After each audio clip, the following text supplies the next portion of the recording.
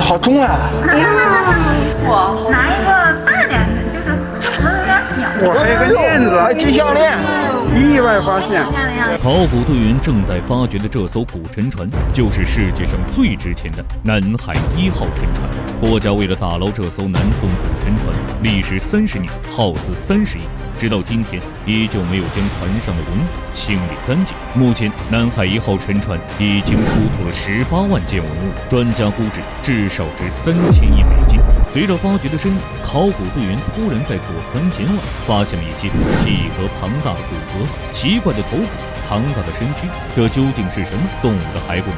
随着对这艘沉船的持续发掘，人们不禁好奇，为何这艘南宋商船在水下800年而不浮起来？当时南海1号船上的人员是否已经逃生了呢？保持你的好奇心，双击点赞，加个关注。本期视频为大家揭秘南海1号沉船不腐之谜。2015年4月，考古队员在沉船中部的低洼积水处发现了一件奇怪的器物。这件器物的顶部是破碎的漆片，漆片呈替花云纹。考古队员原以为这是一件普通的漆器，然而将漆器周围的水抽干以后，显露出来的却是一件漆盒。漆盒的出现让现场的工作人员兴奋了起来，因为漆盒周围还有其他的文物。将漆盒取出之前，必须将周边的文物提取出来。然而就在对漆盒发掘的第5天，考古队员突然发现漆盒的旁边竟然还有一件破损严重的方形漆盒。方形漆盒上面散落的是一些银器，那么在这件雕漆云纹漆盒中是否也装有金银器物？提取方形漆盒里面的器物，这是一组麻花状的银手镯，银手镯旁边是2个银盒。随着漆盒周围的器物被一件件取出，接下来最重要的提取开始了。考古队员首先将方形漆盒取出，此时距离发掘漆盒已经过去了8天，眼看漆盒就要被提取，考古工作者全都围了过来。考古队员决定用木板将漆盒从淤泥中拖出来，在一位同事的协助下，终于将漆盒提取了出来，之后被立即送回了文物保护实验室，等待下一步开启工作。就在这时，又一件器物的出现，再次让考古队员震惊到。这是一件非常精美的海螺，看它这种花纹呢，是经过这沿的螺呢，是经过表面是还有一些凸起物的，经过打磨了，打磨到那个珍珠层的时候，在珍珠层的时候，才在这个层面上再刻花纹。经过考古队员的初步处理后，海螺上精美的花纹渐渐显露了出来。像这种贝壳的那个文物呢，目前来说，这种有花纹的、有雕刻有花纹的那个贝类的文物，那个是应该是第一次发现。将海螺运往实验室以后，考古队员对海螺进行了拖延处理。这时，海螺表面的线和花纹变得更清晰了。专家认为，这件文物是由一件熔螺制成的。熔螺属于海洋螺类，呈球形或者陀螺形，大部分产于热带海域。那么出土的这件精美的熔螺又是用来做什么的呢？如果是反过来的话，它像个杯子一样。如果它是一个实用器的话，它装不稳，它放不稳，放不平，它可能更多的是这样平放，像这比摆件一样的一个供人欣赏的一个工艺品。面对这条几百年前的南宋沉船，谁都不知道会有怎样的发现，这也是考古的魅力所在。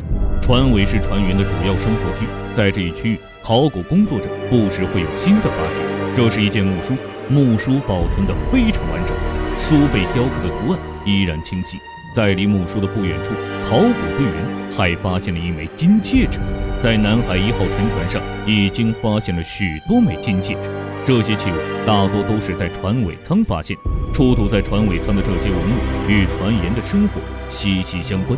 那么发现的漆盒中是否也装有金器呢？由于漆器的保护难度极高，考古专家没有十分安全的打开方式，漆盒只能在低温的环境中保护起来。然而这一放就是近4年的时间，直到2019年5月13日，考古队员才将这件漆盒打开。然而当考古队员打开漆盒以后，里面出现的器物却让在场的所有人都惊诧万分。突然，一个好似恐龙的头骨显现了出来，庞大的骨骼，奇怪的头骨，这究竟是一种什么动物？考古队员正在发掘的这艘古沉船，就是拥有“海上敦煌”称号的南海1号。南海1号的考古发掘历经30年，耗资30亿，一共出土188000多件珍贵文物。随着对船体外侧的清理发掘，能否揭开南海1号沉船更多的秘密？2019年5月13日，经过4年的封存，考古专家终于找到了如何开启七河的方案。七河整体保存良好，通过测量，这件七河高近20厘米，上面的雕漆云纹精美细致，在南海1号考古发掘中是一件比较罕见的漆器。在此之前，考古工作者在南海1号沉船上同样发现了一件漆帘，漆帘里面装的是40多件造型精美的金器，这些风格迥异的金器集中出现在一件漆帘中，这让考古人员们震惊不已。那么这件漆盒中是否也装有金器呢？漆盒分为上下2层，随着漆盒的打开，第一层里面装满了淤泥，考古队员小心翼翼地将淤泥清理干净。当考古工作者清理完第一层淤泥以后，里面并没有发现任何器物。难道金器在漆盒的底部吗？当淤泥被清理干净以后，漆盒的底部出现了4个精美的圆形小漆盒，它们排列整齐，保存完好。然而，让所有人都没有想到的是，圆形小漆盒内依旧没有发现任何器物。这究竟是怎么回事呢？难道这件精美的漆盒只是一个躯壳吗？考古队员从漆盒放置的位置和器型推测，这件漆盒盛放的很可能是女性用的胭脂香料。香料随着船体在海底沉睡了800多年，已经溶解消失了。漆盒虽然被打开了，但是里面的文物却有些让人失望。然而，就在大家还沉浸在失望的气息中时，考古现场有了一个新的重大发现。考古队员在左船舷外的淤泥中，竟然发掘出来了一些非人类骸骨。更让考古队员疑惑的是，这些骸骨都集中出现在一个竹笼里，并且叠放在一起。就在大家感到毛骨悚然的时候，一个好似恐龙头骨的东西显现了出来。如果要是这么大的胸骨的话，就像鸡胸那个地儿，两边是那种鸡胸，它就是河里的胸骨。这个位置是吧？庞大的胸骨，身上还有翅膀，这究竟是什么动物？那是一个完整的鹅，比较完整。你看这有个额头嘛，说这个有个额头，我在想的话，可能把这个瘸子是吧？这刚好还躺了一只，这还有。但这个如果是要几个禽类的话，反正就是压，就是一块就死在这儿了。对啊，就堆在一起死。考古队员初步推测，这是一个盛放鹅的竹笼，这些鹅骨历经800年依旧保存完整。鹅骨位于船体的最深处，它们为何会出现在这里呢？那这个有没有可能后面绕进来？不可能这么深，掉不了这么深。在深的还发现过其他东西是吧？不，禽类来说掉不了这么深，你绕出去怎么绕不回来？那除非是我们在船上吃，但是我们船上吃不可能整个一个鹅扔下去，对不对？有没有可能是后期渔民刚好掉了一个？那这个我们做一下探视司。还有一个疑问就是，笼子里面装的这些禽类会不会也是出口贸易的货物呢？所以我们也发现，在船的左舷啊这个外侧有一些笼子，这个里边是装的是鹅骨。那到今天我们去西沙、去南沙，我们搭渔船去考察的时候，在船上仍然是这种方式，养一笼鸡、一笼鸭这样的，隔一段时间来进行烹饪，这样可以做到一个稳定的一个食物来源和结构，让它也不提供一个就是很长的一个时间段的这种生活资料的来源。鹅骨的出现让考古队员对当时生活在南海1号上船员们的饮食生活有了更进一步的认识。随着考古工作者对这一笼的鹅骨进行了整体提取，提取完鹅笼以后，考古队员在船体的中部外侧位置又意外发现了一件类似竹筐的物品。然而，让所有人都没有想到的是，当考古队员将竹筐周围的泥土清理干净以后，里面出现的金器震惊到了在场所有人。好重啊！我还有个链子，还金项链，意外发现，好重好重！哎呀2斤。然后再把那坨泥再清清。又是一筐金器，这在南海1号沉船上不止一次出现。早在几年前，考古队员在提取漆帘的过程中，在漆帘里面清理出来了70多件造型精美的金器，其中就有大量的金叶和带有明显剪痕的小金块。令考古队员疑惑的是，当时的人们为什么要将金子剪成一块一块的呢？金叶那倒是传统，这是典型的中国的这个器物。这种金叶在很大程度上是反映了这个宋代的这种商品经济的一个很活跃，而且我们也能看到，像这个金叶上它就是有这个剪切的痕迹，那就是说我可能用的时候要剪下一块来啊，这样。南海1号是一艘民间贸易商船，经过近30年的考古发掘，考古队员依旧没有将沉船上面的文物清理干净。然而，一些意想不到的文物总在不经意间被发掘出来。这件木盒就是在南海1号船体外侧的淤泥中清理出来的。木盒的顶部有着圆形或方形的凹槽，看着像今天我们现代人使用的餐盒。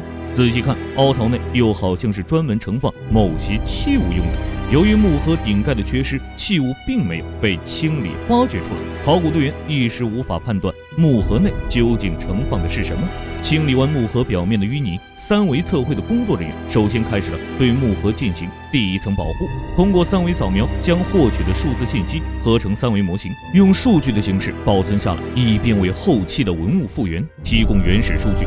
考古工作者在清理中忽然发现木盒之间似乎有缝隙，这意味着木盒还有下层空间。这个意外的发现一下子让现场的气氛热闹了起来。木盒究竟是用来做什么的？是一个装文具的，装文房四宝的，也有可能是梳妆盒一类的吧。这个还是得请那个领队来给看一下。古代的化妆盒通常带有开盖设计，而木盒并没有这个设计。从外形来看，它更像是盛放文房四宝的木盒。为了一探究竟，考古队员决定开启木盒。由于木盒在海水中长时间浸泡，木质结构已经松软，接下来的工作是如何将木盒的上层与木盒进行分离。考古队员通过前期细致的准备工作，木盒分层已有些松动，这让考古工作者产生了一个大胆的想法，将物体浸在液体中，借助向上的浮力将木盒进行分离。这个木盒究竟是盛放文房四宝的文具匣，还是女性盛放金银饰品的装饰盒？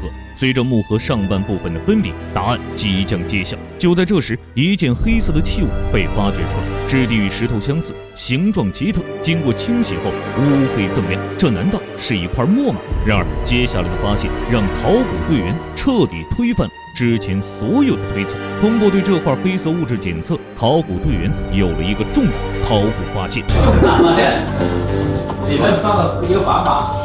砝码这有那就是放天平的吗？这是这样，你看这儿还有口吗？那个圆的那个天平车在这儿，平衡杆在这儿，这样放。而之前清理出来的那块黑色物质也有了答案，它其实就是一块试金石。通过对比之前出土的天平长度，发现天平与木盒中的凹槽相吻合。天平和秤在作用上都是称重衡器，唯一不同的是，秤测的是物体的重量，天平测的是物体的质量。然而，通过对这件天平进行分析，考古队员发现这件秤并不是来自中国，天平在考古发掘中并不常见。这种国外的称量工具在南海1号上出现，意味着极有可能有异国商人在船上生活。随着天平清理完成，考古工作者将对天平内的器物进行拍照留存，为以后的文物整理与保护做充足的准备。从2007年南海1号完成整体打捞，正式进入水晶宫，到2019年历时12年的保护性发掘，南海1号船舱内部的清理工作即将结束。然而，有关这座南宋古沉船上面的诸多谜团还没有被破解。比如，为何这艘南宋商船在水下历经800年而不腐朽？当时南海1号船上的人员是否已经逃生了呢？随着发掘的不断深入，考古队员终于揭开了南海1号沉船不腐之谜。800多年前的一天，这艘满载货物的商船出于某种未知的原因沉没了。可谁都没有想到，多年后南海1号竟奇迹般的保存了下来。那么，南海1号是如何保存下来的呢？答案就藏在这儿。曾给考古队员造成极大困难的淤泥里，千百年来上下穿海域的泥沙，在海底沉积出厚厚的淤泥层。南海1号在沉没后不久，海底的淤泥便迅速将船体掩埋，创造出一个厌氧的环境。你把它埋在淤泥下面那部分，它是完全一个低氧或者无氧状态的，船躯是没法存活的。所以那个木头就保存下来了，就埋得越深，保存的越多。原来南海1号之所以能保存到今天，全是因为这些淤泥的功劳。淤泥虽然保存了南海1号，也将它隐藏了起来。由于淤泥的覆盖，沉船难以被声呐发现，这也导致专家苦苦寻找了10余年才找到。随着近几年对南海1号的考古发掘，考古队员只在沉船上发现了一筐额骨，却始终没有发现不人的遗骸。那么，南海1号沉没时，船上的人员是否已经逃生了呢？通过出水大量的金银首饰、金项链、金戒指等贵重物品，且这些金器绝大多数都是饰品。专家推测，金器不会是远洋货物，很可能是船上富商所佩戴的。如果富商在南海1号沉没之前及时逃生了，他们是绝不会将随身佩戴的金银首饰全部抛掉。所以，专家推测，船上的船员很可能随南海1号葬身大海。你对这艘世界上最值钱的南海1号有什么看法？欢迎留言讨论。好了，本期视频到这里就结束了，咱们下期视频不见不散。